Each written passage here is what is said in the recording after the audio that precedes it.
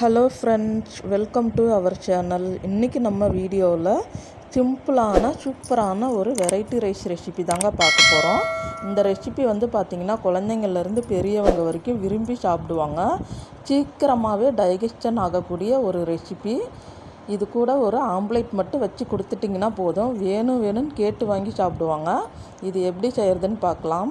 அதுக்கு முன்னாடி நம்ம சேனலை சப்ஸ்கிரைப் பண்ணிக்கோங்க. அப்படியே பக்கத்தில் உள்ள பெல் ஐக்கானையும் கிளிக் பண்ணிக்கோங்க. வாங்க வீடியோக்குள்ளார போகலாம்.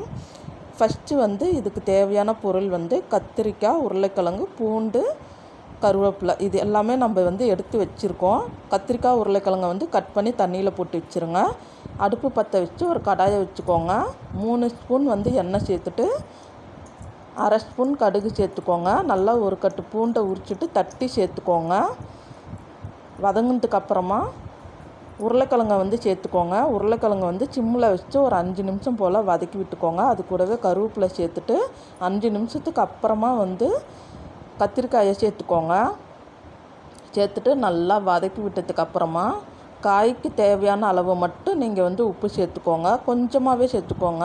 சேர்த்துட்டு ஒரு வதக்கிட்டு மூடி போட்டு மூடிட்டு ஒரு 7 நிமிஷம் போல் நல்லா வெந்துடும். இடையில கிளறி விட்டுக்கோங்க. இங்கே பாருங்கள், சூப்பராக வெந்துருச்சு. இப்போ நம்ம மசாலா சேர்த்துக்கலாம்.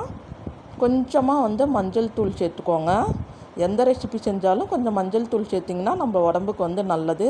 காஷ்மீரி சில்லி பவுடர் நம்ம 1/2 ஸ்பூன் சேர்த்துருக்கோம்.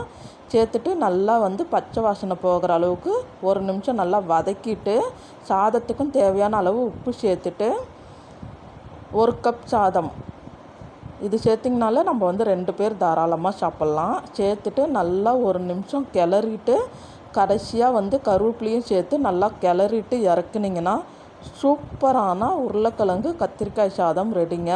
ரொம்ப ரொம்ப சிம்பிள், ஆனால் உடம்புக்கு ஹெல்த்தியும் கூட. சீக்கிரமாகவே டைஜஸ்ட் ஆகிரும். கண்டிப்பாக செஞ்சு பார்த்துட்டு எப்படி இருந்துச்சுன்னு கமெண்ட் செக்ஷனில் சொல்லுங்கள். இந்த வீடியோ பிடிச்சிருந்துச்சுன்னா நம்ம சேனலுக்கு ஒரு லைக் கொடுத்துருங்க. அப்படியே ஷேர் பண்ணிவிடுங்க. தேங்க்யூ.